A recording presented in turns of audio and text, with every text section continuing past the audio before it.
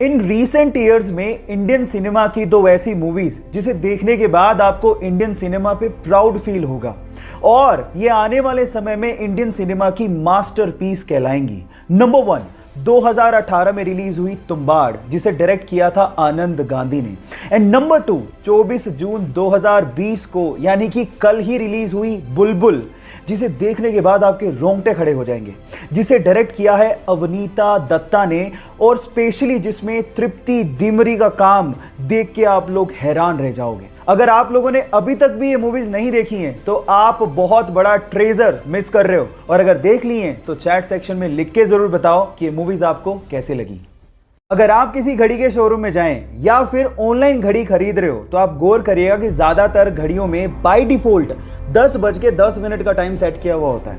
ऐसा क्यों होता है, क्या आप ये बात जानते हैं? डोंट वरी, मैं आपको बताता हूँ। उसके पीछे का पहला रीजन है कंपनी का लोगो, जो कि 12 के जस्ट नीचे होता है। अब जब सुइयों की पोजीशन ऐसी है तो वो लोगो आसानी से विजिबल होता है। दूसरा रीजन है डेट, जो कि 3 के पास होती है। अब जब सुइयां ऐसे हैं तो आसानी से डेट भी दिखेगी।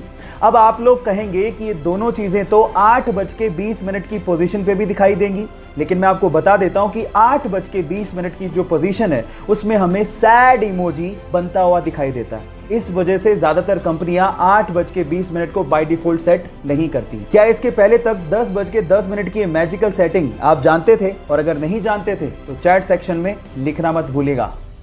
कल हमारी भारत सरकार ने एक बहुत बड़ा फैसला लिया और चाइना पे साइबर स्ट्राइक करते हुए 59 चाइनीज ऐप को बैन कर दिया। पर अभी भी कई लोग सवाल पूछ रहे हैं कि इस बैन का मतलब क्या है और क्या अब ये स्मार्टफोन में काम नहीं करेंगे। सो मैं आपको इसका जवाब देता हूं। बैन का मतलब यह है कि कोई भी अब नया यूजर इन ऐप्स को डाउनलोड नहीं कर सकता, लेकिन अगर कोई एग्जिस्टिंग यूजर है और उसके मोबाइल के अंदर ये ऑलरेडी डाउनलोडेड है तो वो उसे यूज कर सकता है। अब आपको ही अपने मोबाइल से इसे डिलीट करना होगा।